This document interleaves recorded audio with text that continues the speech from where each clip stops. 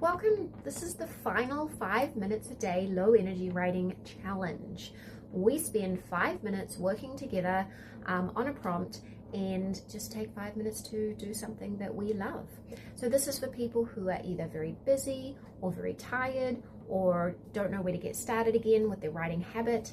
And this is the 5th day, so make sure you go back and check out all of the other days. And if you want the free challenge workbook, it's in the link below.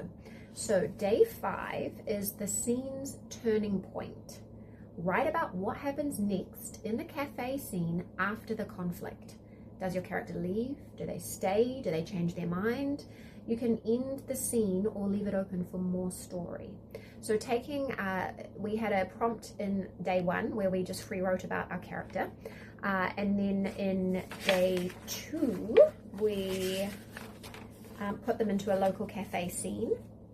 And then on day 3, we had a conflict into the cafe, so someone that the character didn't like entered. And then yesterday we went off and explored a setting. Today we're coming back to the cafe and we want to know what happens after the tension, what happens after the conflict. So you've got a character in a cafe and they've had a little bit of conflict. What happens next? If you didn't join us for day 2, maybe you could simply write the conflict in the cafe. So spend 5 minutes. I will set the timer and then we will work at the same time, and then I'll come back to you and we'll see how your scene has gone.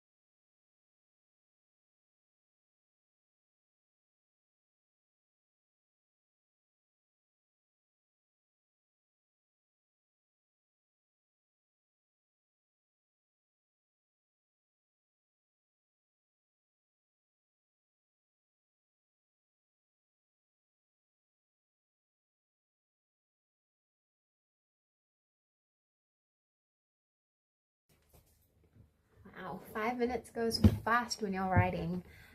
If you are in the flow and want to keep going, please keep going. I hope that you have enjoyed this challenge. I hope that you have felt like maybe you could reclaim this hobby if this is something that you have wanted to do, wanted to get back to, but you felt like your health prohibits it because you had this idea that you had to be able to sit at the computer for hours and hours to get it done. But it's time to wrap up and celebrate yourself. So how many days did you write?